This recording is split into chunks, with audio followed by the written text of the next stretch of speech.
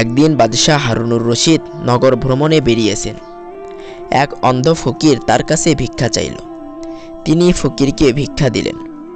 ফকির ভিক্ষা পাবার পর স্বীয় কপালে সজোরে আঘাত করতে বলল। বাদশাহ আঘাত করতে অস্বীকার করলে ফকির বলল, কপালে আঘাত না করলে দান ফিরিয়ে নিন। বাদশাহ অপারগ হয়ে তার কপালে মৃদু আঘাত করলেন। বাদশাহ বুঝতে পারলেন এ ফকিরের নিশ্চয় কিছু জীবনের ইতিহাস আছে।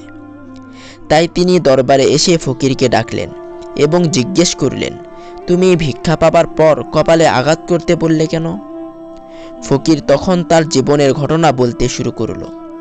ফকির বলল, আমি এই বাগদাদ শহরের একজন বড় ব্যবসায়ী ছিলাম। ব্যবসা পরিচালনার জন্য আমার 40টি উট ছিল। একদিন আমি 40টি উটে মাল বোঝাই করে দূরের এক শহরে মাল বিক্রি করে ফিরছিলাম। দেখলাম পথে একটি গাছের ছায়ায় একজন ফকির বসে আছে। আমিও খাবার জন্য ওই গাছের নিচে বসলাম। আমরা দুজনে মিলে খাওয়া দাওয়া করলাম। ফকিরের সাথে আমার কিছুটা বন্ধুত্ব সৃষ্টি হলো। ফকির বলল, সামনের ওই পাহাড়ের অভ্যন্তরে প্রচুর গুপ্তধন রয়েছে।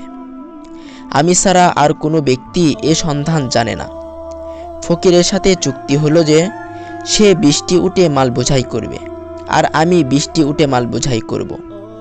অতঃপর আমরা দুজনে উটগুলি নিয়ে পাহাড়ের কাছে পৌঁছলাম এবং সুড়ঙ্গ পথে উটগুলি প্রবেশ করিয়ে কিছু দূর অগ্রসর হলাম। এরই ভিতরে আমি খেয়াল করলাম এত ধন সম্পদ যে 100টি উটও তা বহন করে নিয়ে যেতে পারবে না।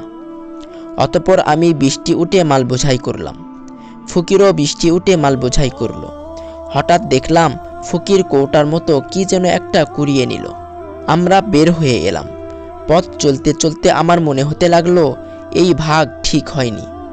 তাই আমি ফকিরকে বললাম, তুমি ফকির মানুষ, এত সম্পদ দিয়ে তুমি কি করবে?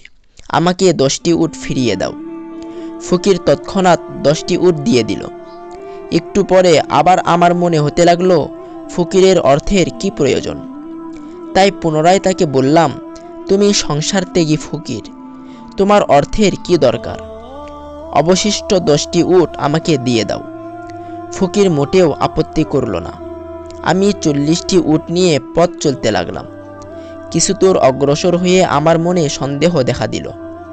ফকির এত সহজেই আমাকে সবগুলি উট ফিরিয়ে দিল কেন?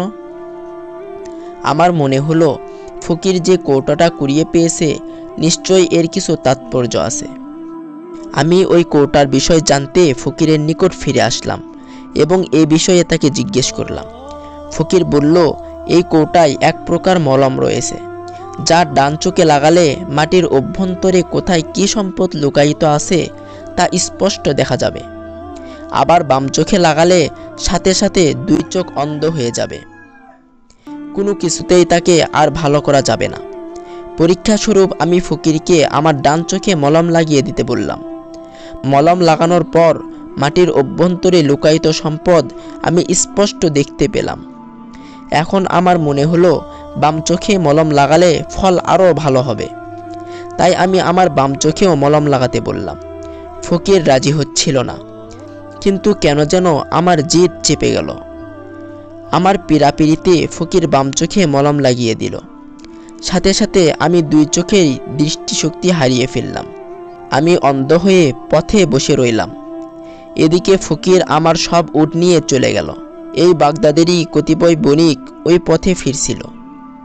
আমার এই অবস্থার কারণ জানতে পেরে তারা আমাকে শহরে পৌঁছে দিল। অতঃপর আমার জীবনের প্রতি বিষণ্ণতা এলো, কিন্তু আত্মহত্যাও করতে পারলাম না। আমার এই পরিণতির জন্য নিজেকে ধিক্কার দিতে লাগলাম। নিজ কৃতকর্মের শাস্তি হিসেবে কপালে আঘাত গ্রহণ সাব্যস্ত করলাম। আঘাত না করলে আমি কারো দান গ্রহণ করি না।